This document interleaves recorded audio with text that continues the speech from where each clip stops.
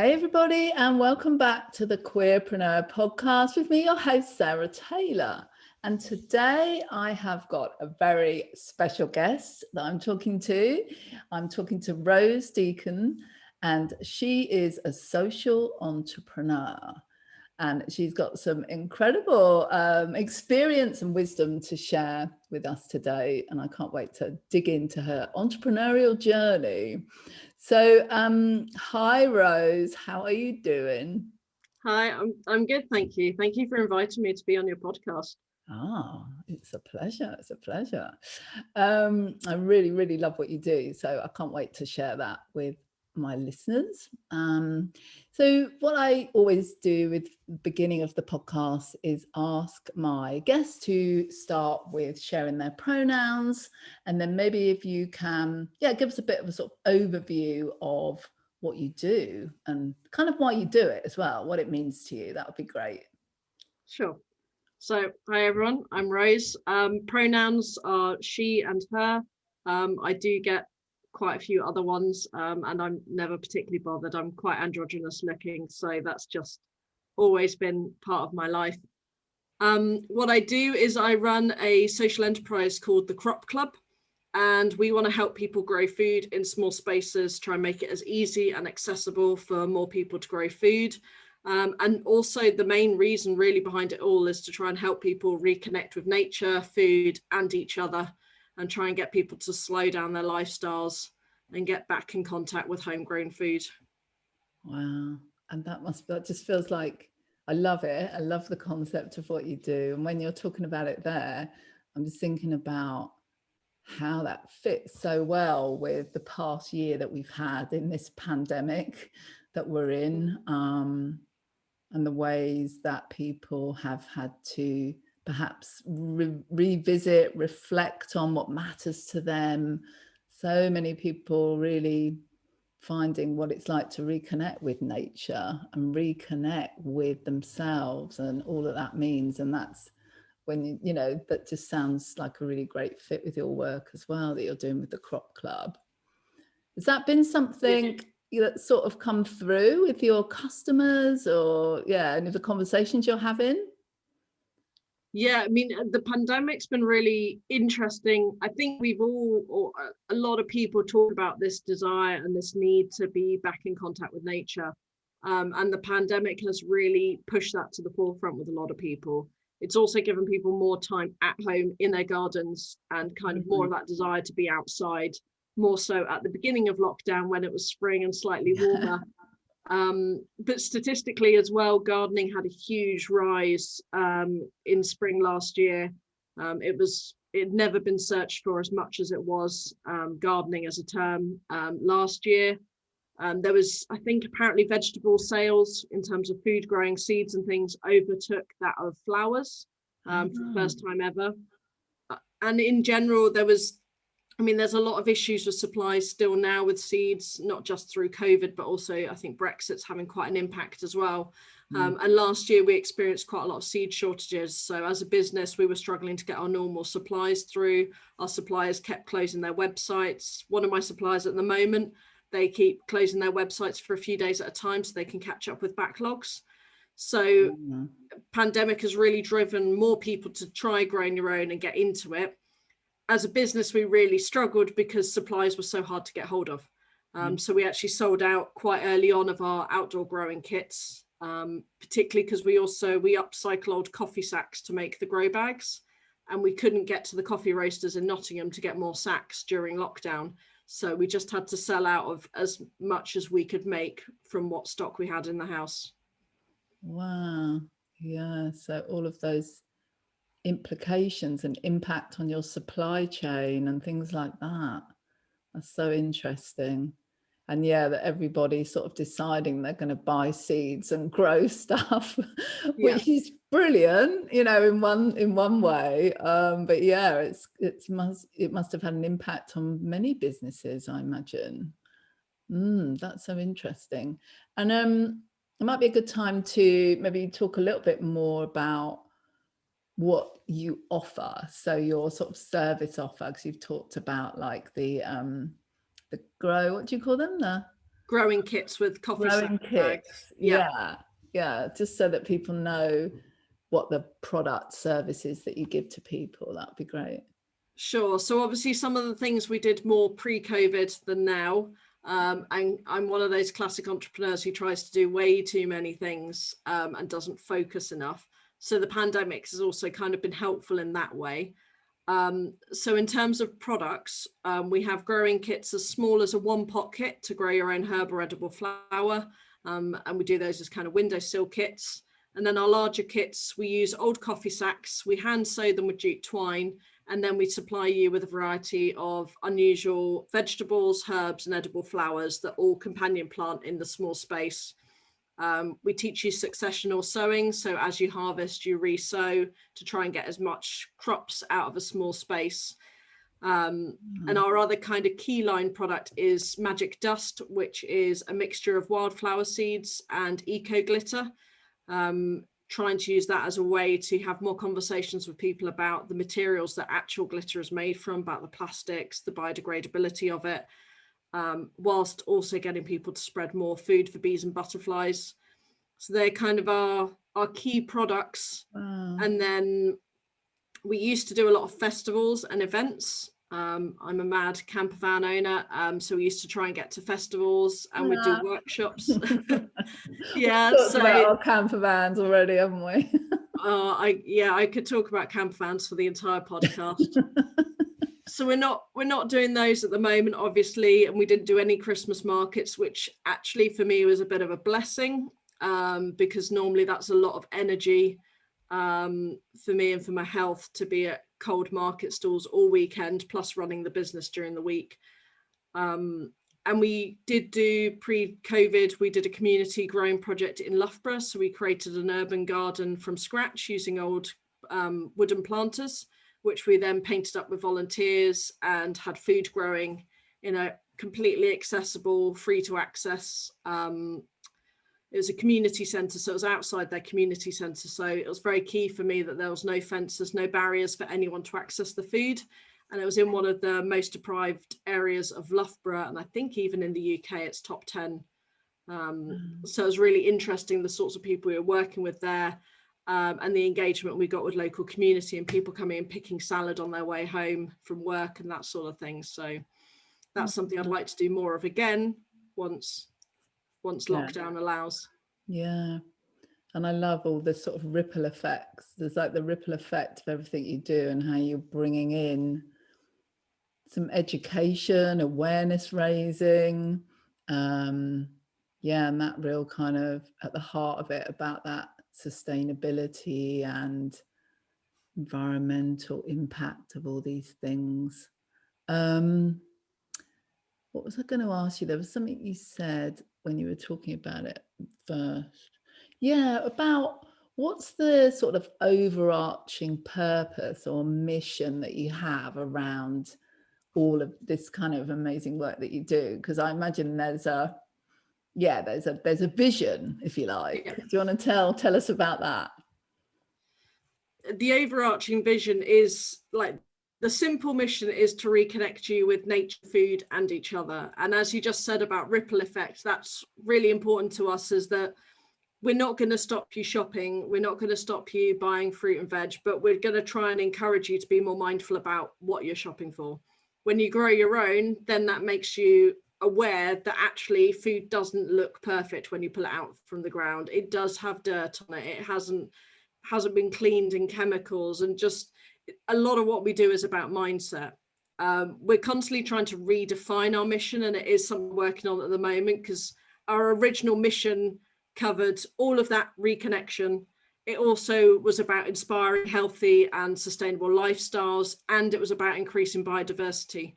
And like I said to you before, myself, I'm always trying to do too many things. So we are working to redefine that. And right now, by not having some of those extra parts of the business running, it's enabling us to kind of focus a bit more on getting the business a bit more stable and sustainable, so that we can have those elements back in the business later, but focusing on a few core parts of the business right now to keep it running. Yeah. And what also went through my mind when you were talking about people understanding, you know, that when you grow your own vegetables, that they don't look perfect, they're dirty and dirty, they might have mud on them or whatever it is. They're not dirty, okay, they've just got dirt on them. Yeah. What also went through my mind is that kind of like I don't know what the word is that I'm looking for, but it's like realizing that, you know, it's not just something it's the value of that food, of those vegetables. You know, when you just go in a supermarket and they're all wrapped up in a plastic or whatever, or you just pick it up and it's something about that value proposition almost, you know, and reducing waste, that sort of mindset around, I imagine it has an impact on all of those things, that mindset around, oh, well, my carrot's gone a bit bendy or whatever. It's not, you know, it's kind of seen its best days, you know, and I think people just bung it in the bin and stuff, you know, and it's like, yeah, helping people to appreciate, I suppose, and reconnect almost with the food. That's what I feel. I mean, adults and children alike don't necessarily appreciate how long it can take for something to grow. Yeah. So even just seeing that and seeing the energy involved, the water it takes, the time, the care, the nurture, then when you see that bag of carrots for 40p at the supermarket, the two things, as you say, they just don't align. And actually, one of the things I've been taking a lot of photos of to do some threads about food waste is with carrots, when they go bendy, you can just rehydrate them. They've just lost their water. So usually you can put them in water overnight and they will rehydrate. Oh, really? I've had carrots. Yeah, my dad was a chef and he taught me that one. And the other, I've had carrots which have gone completely black on the outside and it does look like mold, but as soon as you peel them, they're fine underneath. And actually, I've always lived with housemates, and I've had this kind of conversation a lot about best before dates and the fact that actually, you know, I often get food passed to me because if it smells fine and if it looks fine, I will eat it. There's a lot of, I guess it's not common, well, maybe it is common sense. There's a lot of things that we've lost over the years. And a lot of stuff, we've got used to it being pre-packaged, pre-cleaned, pre-washed and looking a certain way. And with the Crop Club, one of the key things I've always kept as a core kind of mission is that we want to ensure people are still getting their hands dirty.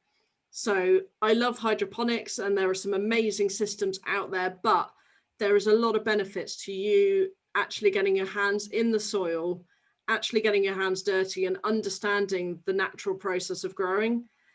So I've never wanted to make it too easy. Like our kits are compact and small, so they are designed to be, you know, easy to use, don't consume too much time, but I still want you to grow in soil. Suitable for beginners.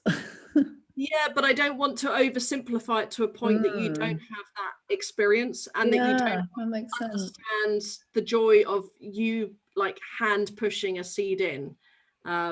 I had a friend who she was mid-20s and we were in a shared office together, and she grew some nasturtiums with us at a workshop. And when they were growing in the office, she was like, "What have you done?" And I was like, "I did nothing." But she really didn't believe me, and she said it was magic, and she couldn't believe that all she had to do was add water and that these nasturtiums were growing really happily out of a paper cup. And she really, she was kind of, you know, I don't really get your business. I just don't, it's not really cool to grow food. Whereas now, kind of very early 20s, I'm starting to see things shifting from my younger friends who weren't that interested. They now are really keen to have lots of house plants and to start growing their own herbs, and it's catching up with people, I guess. Yeah, love that. So when did you start the Crop Club and how did it get started? What did you go through to get it going? So I think I never quite remember the first year the idea started. I think it was around 2013, 2014. I was at Loughborough University finishing a PhD in sustainable material selection, but already starting to feel like I wanted to do something practical, not necessarily academic and theoretical. And I wasn't sure I wanted to go into lecturing full time, which is one of the classic routes, not the only route out of a PhD. And I took part in a weekend event called Service Design Jam. So it's a global design competition. You all work on the same brief globally with teams of people you've never met before, and you look to solve global issues. So our word brief was grow. And as a team, we were working on the concept of how we could use urban farming as a way to reconnect communities, and how we could get more people growing their own food, sharing what's already growing in their front garden. If they've got an apple tree, for example, that they could hang something to tell their neighbours to help themselves. And we just came up with this little simple concept in the weekend of a box that we could send to people to get them growing carrots on their windowsill and get that exchange and conversation. So tackling things like social isolation, food poverty, and how we could look at that. Right. And it really snowballed from there. So as I was a student at the university at the time, we were eligible for a student business plan competition. And there was, on the team originally, I think there were 7 of us. And then from the university, there were 3 of us. So the 3 of us were recommended to apply. So we applied and won £2,000 to start the business. And then we were also recommended to go for unlimited funding. So they fund specifically social enterprises. Mm-hmm. We won funding from them as well. And then the other 2 girls, one of them was Mexican, so she returned home to work in Mexico. The other was still an undergraduate and had to finish her studies. And myself, I was finishing my PhD and I applied to join. We had a graduate enterprise scheme at Loughborough Uni called The Studio. So they support you as a startup, as a graduate startup, with office space, access to funding and training. So I took the idea from there and developed it from that weekend idea towards the social enterprise it is now. And as it was just me, then I started to embed more about sustainable materials and kind of my background and knowledge of sustainability within the business. Bringing it all together. Yeah. And then, so that was 2014 up, you think? Yeah. So, yeah. So when did it start being? So I think you talked before about the grants that you got. You call them grants? With the, I can't remember there was one that was Red Bull, wasn't it? Was it Red Bull? Yeah. So Red Bull's quite recent. Oh, okay. So, yeah. So when I left. Yeah, when I left the studio, then I brought the business home. So I've been working from home for the last few years, running the business from a spare room at home. Yeah. And then during that time, I've applied to different programs for support. So I did a year's program with the School for Social Entrepreneurs. So that gave me a lot more understanding about actually what it takes to run a social enterprise, really good community of social entrepreneurs. And then the Red Bull program was just over a year ago now. So they've had social innovation programs around the world, but they've never had one in England until last year. Try and get my years right. Not last year, until 2019 actually was when we did it. So they'd run weekends and day events in England, and then they ran a 10-day workshop in Bradford. So myself and 14 other social entrepreneurs got through to the final program, and then had a year's support of mentoring and access to funding with Red Bull. Yeah. And I think what I said when we were chatting before about this is like how great it is, brilliant it is that these things are available. And knowing, it was kind of like, how do people know where they are and how to access those things, and where do they go to kind of find out about this stuff? Because there's people out there with brilliant ideas that might just never feel that they can support themselves to actually you know, explore them or get the support that they need. So I was going to, what I wanted to ask you about was what you would recommend around that for people that are kind of like, oh, right, you know, maybe there is ways that I can find my support for myself. Yeah, to be honest, one of the ways I often find out about what's happening, programs and things like that, is Facebook. So I'm in specific Facebook groups for social enterprises, but then I'm also in business startup groups on Facebook. And those, it's them and those communities where I find out about programs, support, training, webinars. The other thing I think a lot of entrepreneurs in the UK probably don't know about as much as they could is the LEPs and the growth hubs that are around the UK. So they're government funded. And in fact, one of my many other jobs, I was helping a researcher researching all the LEPs around the UK last year. Tell me what LEP stands for. Local Enterprise Partnership. Okay. So I live in Loughborough, so our local one is based in Leicester. Okay.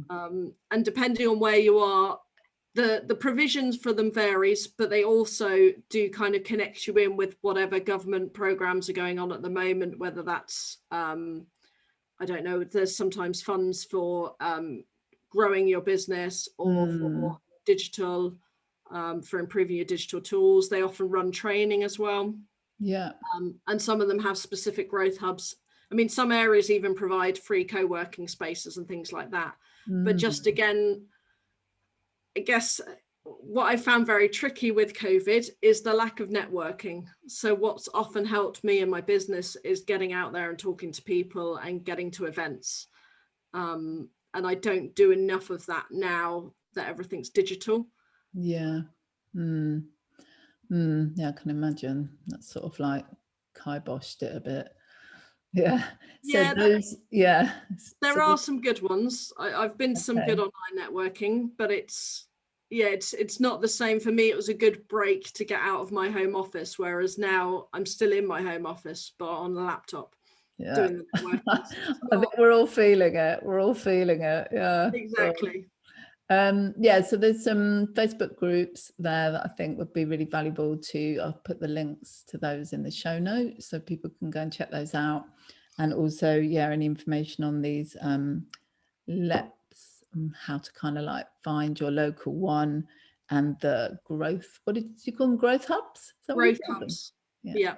I'll send you some information. That'd be good, so that people can check those things out. So in terms of your personal kind of, I guess the good things in terms of your experience so far and kind of building and growing your business, but also the things that you found most difficult, I'd be really interested to sort of hear about that. Okay. Good things is always people. So it's the people I meet, the people I get to chat to, particularly with some of the programs I've been on. It's meeting other people doing amazing projects and that kind of energy and bounce that, like I said, I'm missing at the moment. And that for me has been one of the best things. And particularly being in the social enterprise kind of circles, you're in an area where people are trying to make planet better. They're trying to make people's lives better. So you generally meet a lot of nice people. So that for me has been the best thing. That matched with kind of having the freedom. I always say having the freedom to work when I want, but I am a bit of a workaholic and I work too much. So it doesn't really quite balance that one. But there is still kind of the freedom. The negatives, the things I really struggle with, I have quite a lot of health issues. So I was diagnosed with chronic fatigue syndrome over 10 years ago, but that still affects me quite a lot day to day. I have a sleep disorder, so I don't sleep very well. So I start every day feeling exhausted, but a pint of coffee literally normally sorts that. And so I get a lot I have a lot of brain fog. So that side of it, I really struggle with motivation because it is just me sat in the office most of the time. so there's all kind the of holistic health therapists and nutritionalists, when you said I have a pint of coffee and that normally sorts it, they'll be like, oh. I do know. So through Red Bull I had a health coach, and Okay. thanks to the lovely Jade, I do now always have a pint of water before every pint of coffee. Well, not every, I only have one pint of coffee, but I do have a pint of water every morning first. All right. I have slightly changed that routine. Sorry, I interrupted you. I just No, had to that's get fine. that one in there. Yeah. I guess for me, the other negatives, it's me struggling to ask for help, and how to kind of accept help, and how to be organized enough to bring other people into the business. That's kind of the side that I'm still feel I'm always kind of working on and trying to get better out, is that kind of, yeah, acknowledging and asking for help when I need it. Yeah, I think that's quite common. Certainly in business owners that I know, and myself, actually, there's that sort of two aspects of it. The sort of, yeah, asking for help and not seeing it as, oh, I should just be able to do this, I should just be able to, that kind of like voice in your head that it sees it as some way as being, a failing in some way, definitely. And the other thing around, getting someone on board maybe for a few hours, whatever it is, to help you, that will ultimately mean that you can grow your business. I know when I was talking to you at the end of last year, you were so busy and had all these orders, and it's kind of like, imagine, it's that thing about being able to scale your business, isn't it? And it's just In fairness, it is something I have improved upon. So as I said earlier, we had a lot of issues last year with just not being able to make as many kits as we wanted to, and not being able to get enough people growing. So I ran a crowdfunding campaign in November, December time last year, so that people could pre-order their coffee sack kits this year, which has meant it's enabled me to actually employ someone to do all the sewing. And have kind of a solid number and know how many we're making up, ensure that I can get supplies for seeds and everything like that. And it just takes a lot of the stress that it's normally there of not knowing how many orders are going to come in or how many we've got to make. It's kind of taken that away and given me the time to actually get planning and get things better organized. Because part of me struggling to ask for help sometimes is my issues with organization makes me feel like it's my fault and it's my problem, and I shouldn't ask anyone else to help me with it, if that makes sense. So I don't like pulling people into kind of my stress area, if that makes sense. It feels like sometimes it's my fault that I've created it. So by giving myself more time now, it's enabled me to actually plan better and ensure that I can get other people helping to fulfill these orders, so that it doesn't all fall on me. Yeah, that sounds like some really powerful learning as well that's happened, by doing things a little bit differently and seeing those results, and how probably affected you and your well-being as well, I imagine. Yeah, well, also thanks to Crowdfunder, this will be the largest number of growing kits we've ever shipped out in a spring. And last year, my partner had moved in with me. Thanks to lockdown, she was able to work from my home instead of London, so she moved in with me. So she was sewing all of the sacks. I'm allergic to coffee sacks. So when I do sew them myself, I have to wear a face mask. I have really bad asthma and allergies. So the threads, the fibers, because it's a natural, it's cheap material, sometimes the fibers really upset me. So it's also not a job I should be doing myself. No.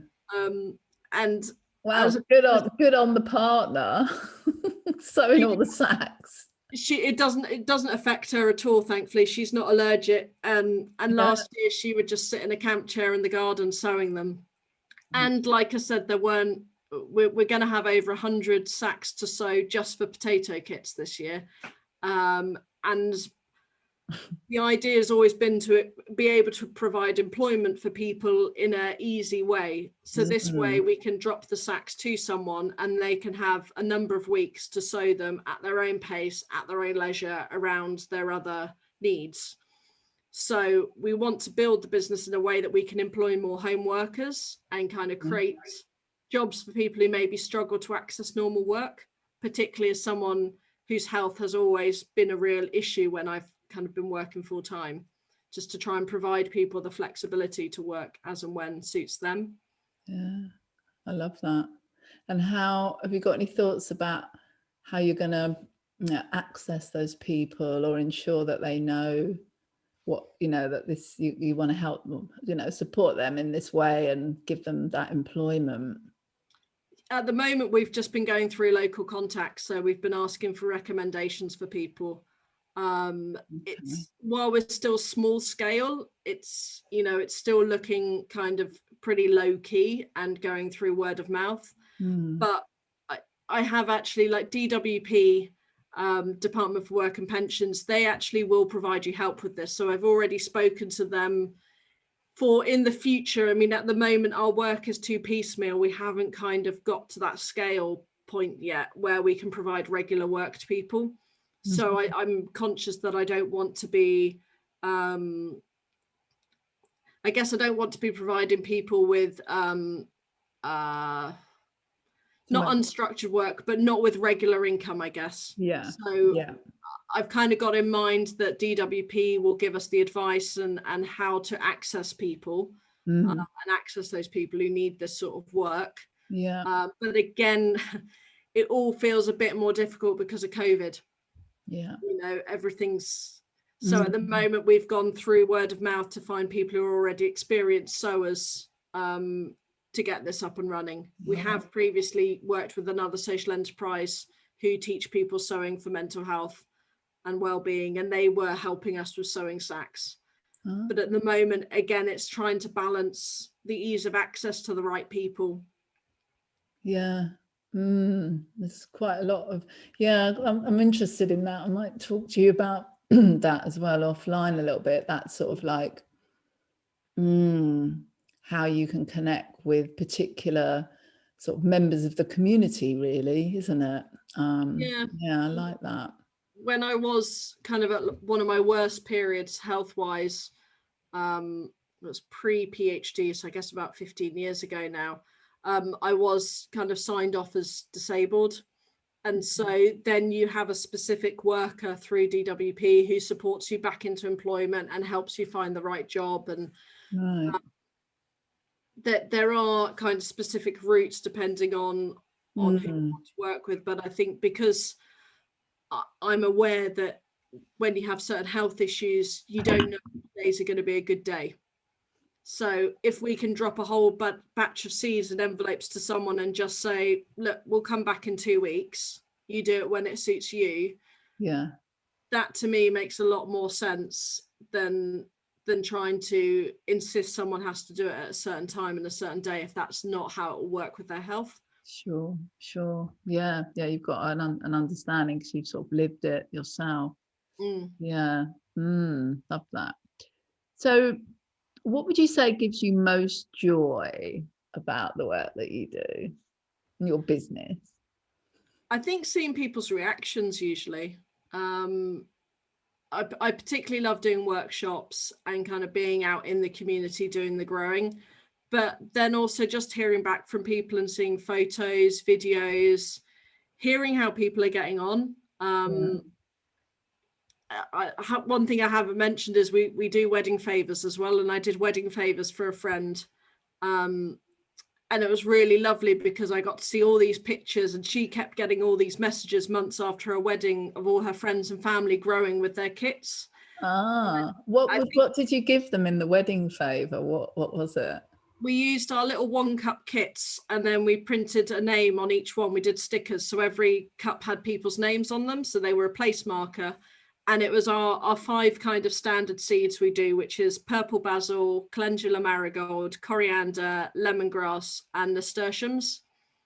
Yeah. And I got the seating plan beforehand so I could ensure that every family had a mix, so that no family had more than one of the same seed in their kit. So it was just really nice to see her as well get all of this feedback from people who'd been at her wedding. And it's kind of businessy, but that return customer as well, having people coming back because they love what we do. Yeah. It's so unique. It's just so unique. I mean, before I met you, you know, we started chatting, I'd never really, I know you can get grow, you know, I was kind of aware that you can get grow kits and stuff like that, and obviously window boxes, and you can like go and buy the seeds and do it yourself, but the way that you do it, I've never heard of before. And you didn't talk about these wedding favors, I don't think, either. So they just sound like, so yeah, it's just so unique and special and kind of like a surprise, isn't it? You know, and that's what you want. You want people to be like, wow, I've never seen that before, you know? Yeah, I love it. Yeah, well, like I said before, we do too many things in some ways, but one of the other arms to the business is we do promotional gifts. So Okay. I can't stand how much plastic rubbish is given away at events, at conferences. God, yeah, you're right. And yeah, often things that aren't. So with our kits, the whole point is they're engaging, they're meaningful, they're memorable.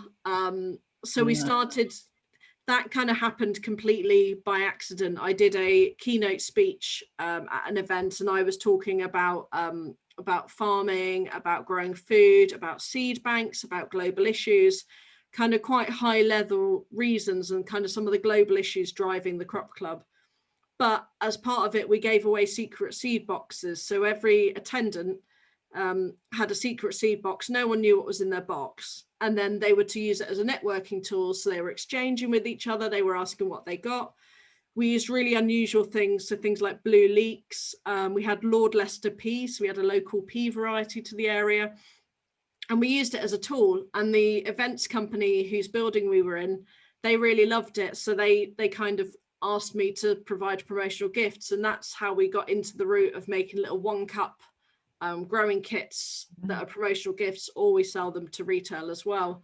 And it was kind of that desire to get people to think a bit differently, that it's not a freebie, it's not just giving someone something for the sake of it. You want them to remember your brand. That's the whole point of a promotional gift.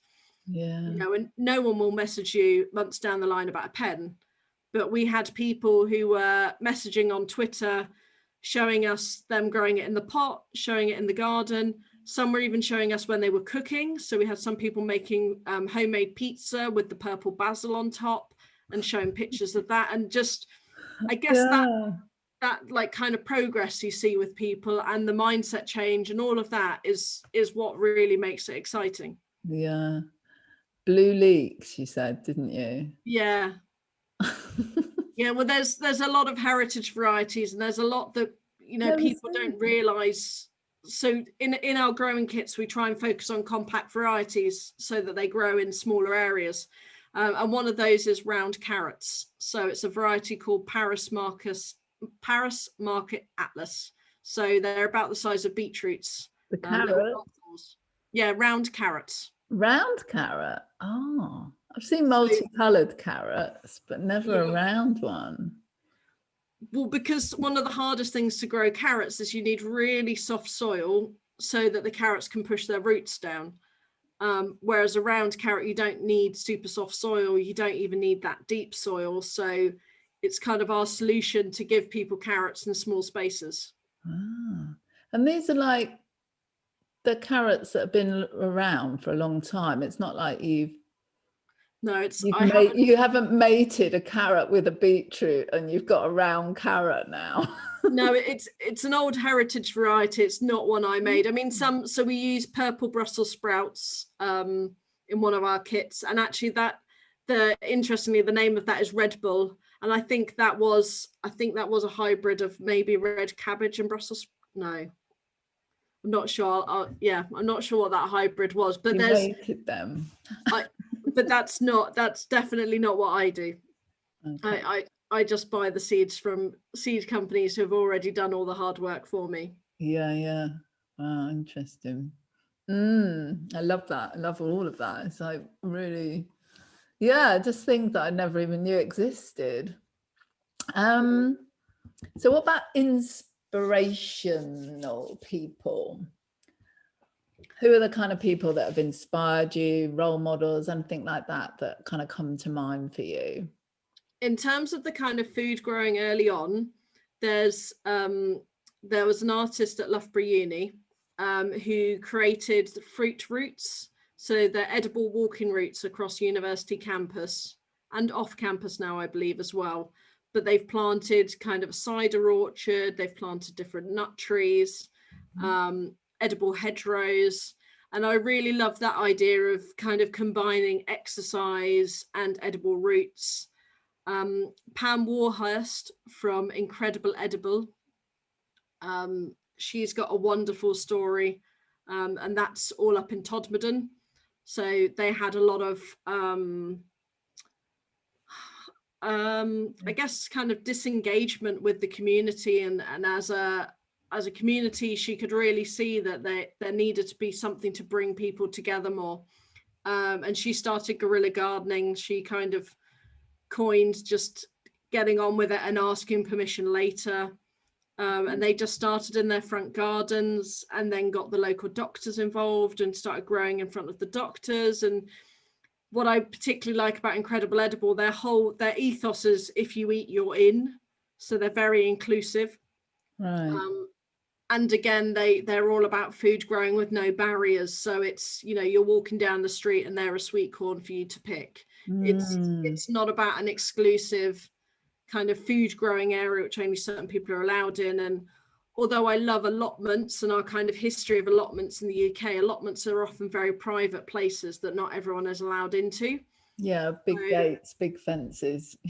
Yeah. Exactly. So I liked the fact that it was about kind of creating accessible community growing and using that to help bring people together.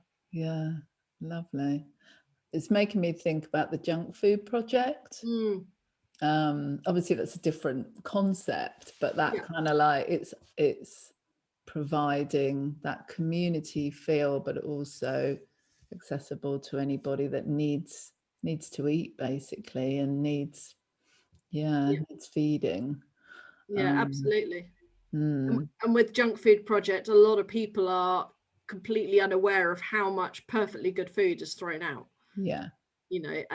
And how our whole kind of supply chain works, I guess. Things are often over ordered and they can't predict how much of certain things are going to get eaten. So schemes such as Fair Share and how they redistribute food, it's just incredible, but also kind of scary to really see just how much food would be going to waste if they weren't there to collect it. Would you be able to just give a quick overview of what they do, because you'll do it better than me, in terms of the Junk Food Project and how they work with the different supply chains and stuff? It doesn't have to be perfect, but I'm just thinking, because I remember 2 years ago, it must be, actually, I came across them more than that. I came across them about 5 years ago because I had them cater my 50th birthday. And because I knew they were around in Brighton. I don't know if they started in Brighton, but they weren't, it was kind of early-ish days for them. But I remember, keeping an interest in them, obviously still have, and just things like at Easter, Easter eggs. Like all of these like Easter eggs that were, unsellable and things like that, because they'd gone like past the sell by date or whatever it was, but still really edible, things like just mad stuff that goes on. So I don't know, if you could just sort of, just for anyone that might not have heard of them or understand how they work. So Real Junk Food Project, I believe they take waste food from supermarkets, so food that's not going to make it to the shelf, either it's close to the use by date or overstocked if there's too much food, and they cook it and sell it on, I believe. Is that right? I'm basing that because I know we have cafes in Leicester and we've had pop-ups in Loughborough as well, reutilized, who used food waste to cook meals. So in Brighton, and I think other places in the southeast, I'm not sure now exactly where else they are, because obviously because of COVID, I'm not sure even what's going on with them, but they would take that food waste and cook daily or a couple of days a week, depending on what part, how long ago it was, meals. and it was like a pay by donation. Yeah. So that obviously people that couldn't afford to pay for their food may not pay, but yet the people who could would then, you know, pay to kind of like pay it forward almost in a way. Okay. And they would create, you know, amazing meals based on whatever they had, you know, with great chefs and great sort of people that knew how to kind of stop that waste, like you say. I'm not sure about them. I don't know about the selling it on and whether they found a way to do that. I'm not sure. Yeah, because I wasn't sure if Real Junk Food Project are only about cooking the food and providing meals from the food, because I know Fair Share, they redistribute food from supermarkets, from restaurants, cafes, to projects in need. So if you run a community centre, for example, you can sign up to get food from Fair Share that you can use in your own cafe, or you can redistribute to community members. But I wasn't sure if Real Junk Food is only about cooking it, or if they also redistribute food. I mean, I know with a lot of these organizations, as more need has arisen, as food waste has got higher, a lot of them have kind of broadened what they do. There's been such a huge reliance on food banks, particularly since the pandemic, that a lot of organizations are doing a lot more than they might have been doing previously. Yeah. Some great people out there doing some amazing work. Thank you for that. That was the role models. Okay, so and I'll make sure the links are to sort of have a look and see what they do and stuff is because I'll be looking is in the show notes. And yeah, what's the next steps then for you and your business, the Crop Club? So at the moment, as I said, it's primarily just me. My partner works 4 days a week as a special educational needs coordinator in London. And then on her day off, she normally helps me out with the business, and weekends and evenings, she's often helping me. So that was our core team until just before Christmas. I took part in an amazing workshop called, run by an organisation called Food for Thought. And they're a social enterprise themselves. And what they do is they help social enterprises and charities access creatives. So they run a 2-hour workshop on a creative brief for your business.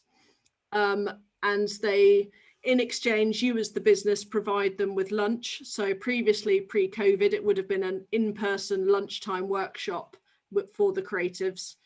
This time it was all run on Zoom, and we've sent them growing kits as a thank you instead of providing their lunch. Right. But what that enabled us to do was Food for Thought. The co-founder Marcella gave us quite a lot of calls previous to the actual workshop to understand what we're struggling with as a business. And our branding and website really kind of came out top as something that needs updating. Our branding was designed by myself. It's very complicated. It doesn't work very well on digital platforms. It doesn't work on a small square format. So she organized a 2-hour lunchtime workshop. We had 4 teams working on briefs. So 2 teams were working on our website, 2 on the logo. And thanks to that, a number of the creatives have volunteered to continue working on developing our branding and our website. And I've employed Marcella part-time to stay on board to kind of run the creative side of the business. My background is product design, not graphic design, but I end up doing a lot of graphic design and I'm never happy with anything I do myself.